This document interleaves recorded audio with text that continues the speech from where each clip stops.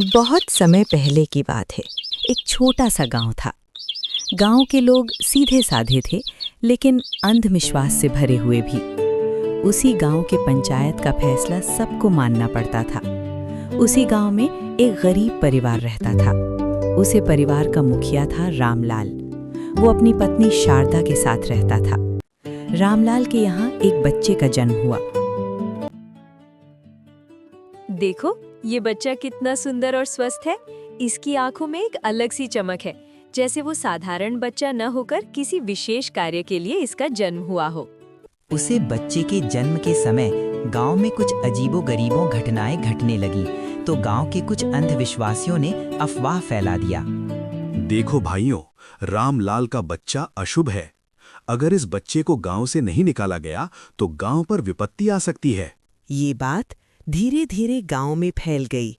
तब गांव के पंचायत के सदस्यों ने फैसला किया।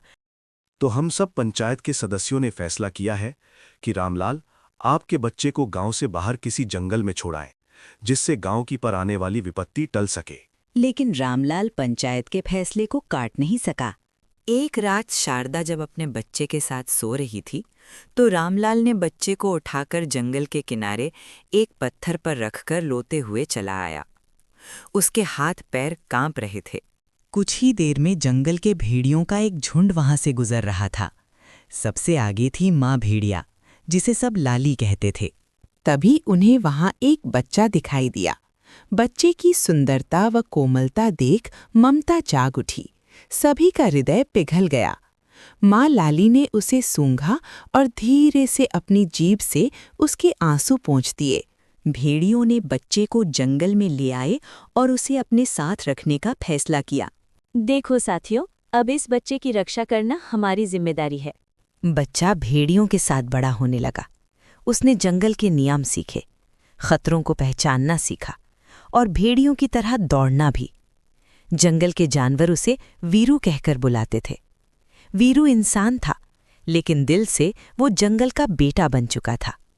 एक दिन जंगल के राजा शेर ने वीरू को देखा। अरे, ये इंसानी बच्चा इस जंगल में क्या कर रहा है? इसका शिकार करना तो बहुत आसान है।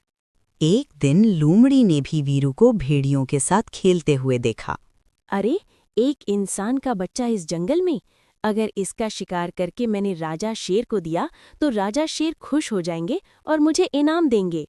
अरे वीरू, चलो, मैं तुम्हें मीठे फल दिखाती हूँ, तुम्हें बहुत पसंद आएंगे। लेकिन जैसे ही खतरा पास आया, भेड़ियों ने घेरा बना लिया। ओए चालाक लोमड़ी, अगर इस बच्चे को छुआ तो अंजाम बुरा होगा। लोमड़ी को पहली बार भेड़ियों से चुनौती मिली। लोमड़ी पीछे हट गई। समय के साथ शेर और लोमड़ी ने कई बार वीरों का शिकार करने की कोशिश की, कभी चाल से, कभी ताकत से, लेकिन हर बार भेड़िए वीरू को बचा लेते।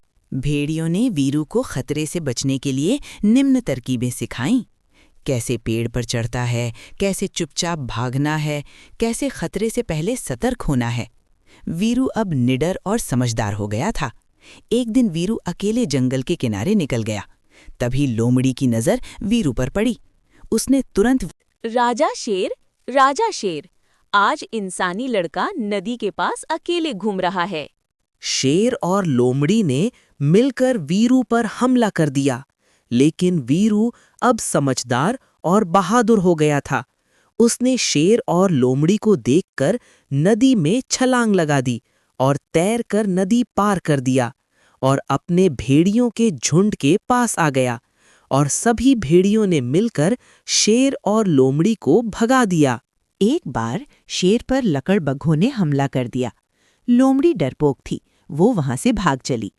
ये सब वीरू देख रहा था। उसने भेड़ियों को बताया। वीरू दौड़कर भेड़ियों के पास गया और उन्हें बताया कि शेर आज खतरे में है। हमें उसे आज बचाना चाहिए, क्योंकि शेर को बचाना हमारा फर्ज है। वीरू सभी भेड़ियों को लेकर शेर के पास पहुंचा। वीरू और भेड़ियों ने मिलकर शेर को लकड़बग्घों से बचाया और लकड़बग्घों को जंगल से बाहर भगा दिया। ये देखकर शेर का मन परिवर्तित हो गया और वो भी वीरू का मित्र बन गया। सभी जानवर मिलजुल कर रहने लगे।